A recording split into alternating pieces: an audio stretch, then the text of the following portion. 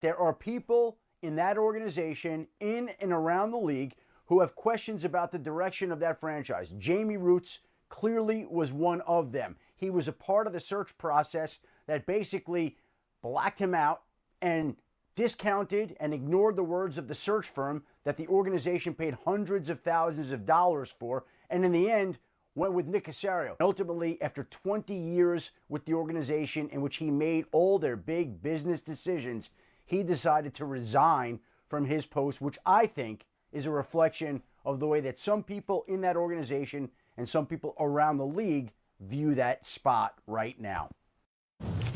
And of course, this is mostly interesting to football fans today because of the impact that it has on the situation with Deshaun Watson, as D. Wood has gotten up with us early today, and we'll get to you in just a second. But, Jeff, let me come back to you here, because the name everything keeps coming back to was the name Jack Easterby. Now, most football fans have probably never heard that name and certainly couldn't recognize a picture of his face. But he seems to have become the most important person in that organization and in that regard, maybe in the whole NFL right now. Quickly, who is he and why is this so important?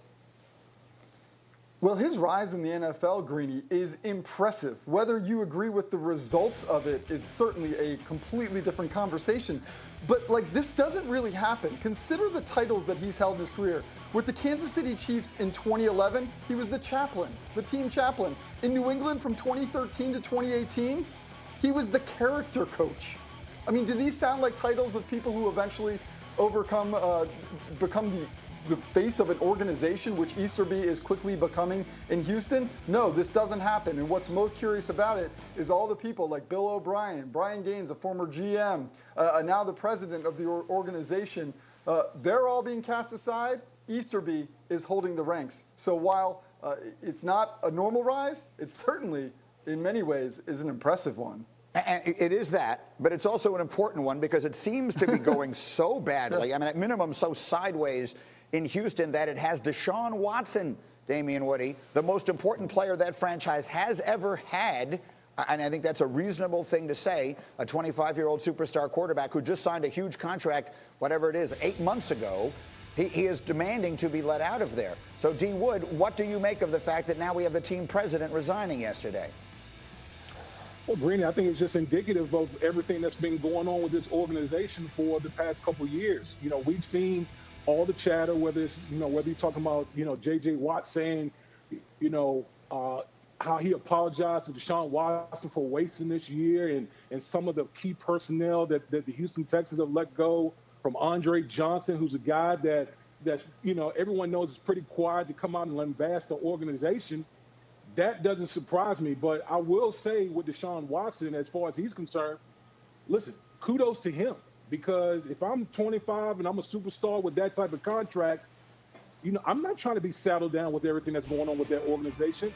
We're in the era of player empowerment right now. We've seen it in the NBA for a long time, and now it seems like it's seeping over into the National Football League.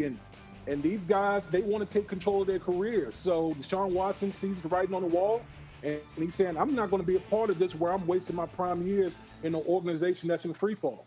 That's exactly right, and that is sort of a bigger picture look at where we are. And so, Mike Tannenbaum, if you're running the show down there in Houston, how would you imagine this is sitting, and what do they have to be doing?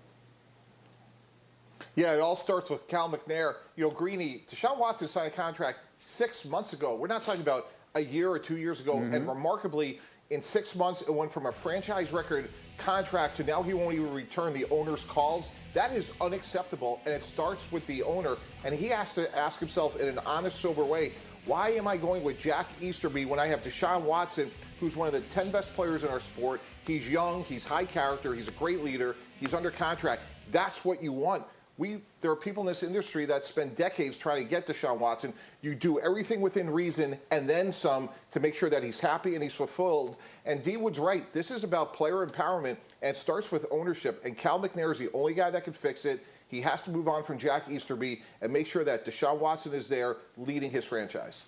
And listen, this is starting to reverberate around the league. I mean, there is almost an air of radioactivity that right now surrounds that franchise. You hear it from other players. I think in free agency it becomes an impact. Something needs to be done there, and obviously the most important piece of it is the franchise quarterback. Thank you for watching ESPN on YouTube. For live streaming sports and premium content, subscribe to ESPN+.